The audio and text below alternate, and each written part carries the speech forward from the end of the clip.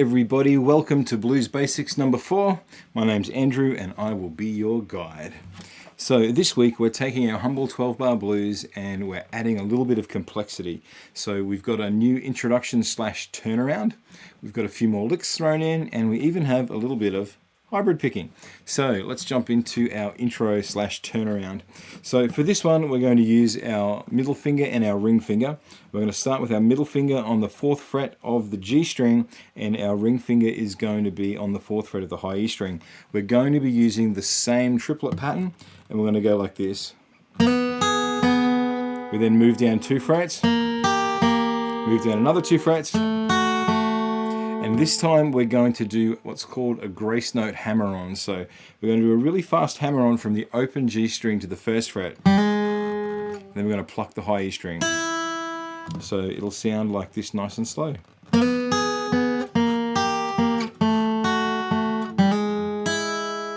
To finish it off, we're just going to walk chromatically up to our B7 chord from the open A string.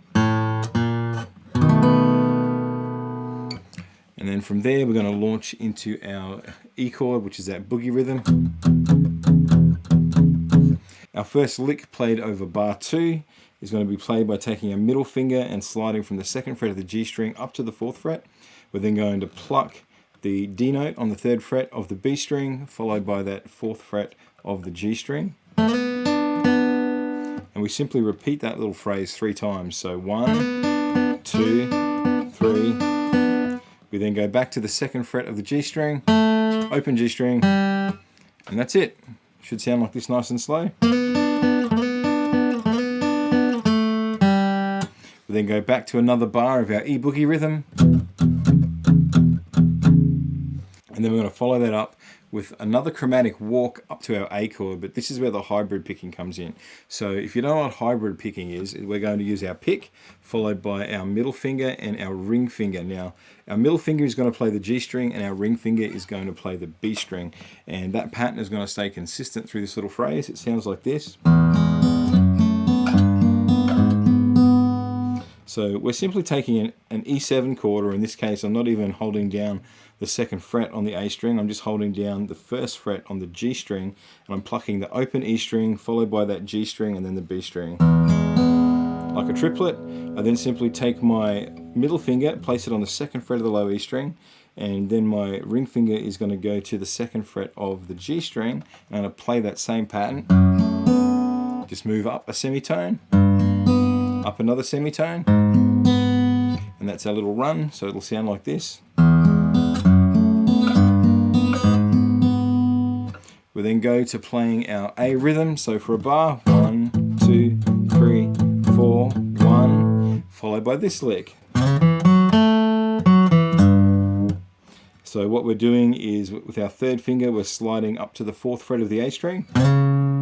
We then play the 2nd fret on the D string, followed by the 4th fret on the D string, and then the 2nd fret on the G string. Then we go backwards, this time 4th fret on the D string to the 2nd fret on the D string. And with our middle finger, we're going to play the 3rd fret of the low E string and just give it a little tug. So I'm pulling down towards the ground. And that's going to lead us back to our E chord, which we're going to play for another roughly bar and a half. So 1, 2, 3, 4, 1, 2, 3. Now on beat 4, we do this little walk up. So we're simply going from the G note on the 3rd fret of the low E string to the open A string, 1st fret on the A string, and then we're going to play our B7 chord. Now to play this one, I'm arpeggiating it, so I'm simply going to play from the A string through to the B string like this. So that little phrase will sound like this. Then we go to our open A7 chord and arpeggiate it the same way. So A string through to B string.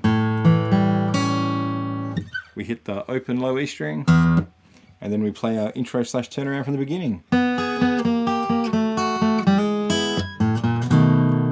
We can finish off on either an E7 chord, or if you want to be tricky, we can go up to an E9 chord and to play that, I'm simply barring my third finger across the 7th fret of the high E, B and G strings. My index finger is going to be on the 6th fret of the D string, and my middle finger is going to be on the 7th fret of the A string, and I leave the low E string open. Now, it's a little bit of a contorted fingering position, so it might take a little bit of practice. All I can say is watch your wrist position. You'll notice that I keep my thumb pretty far back. I don't have it behind my other fingers. It just allows me to get this finger barred nice and flat whilst getting these fingers in their appropriate spots. It's another cool way to finish it off. Anyways, this is what the whole thing will sound like if we put it together nice and slow.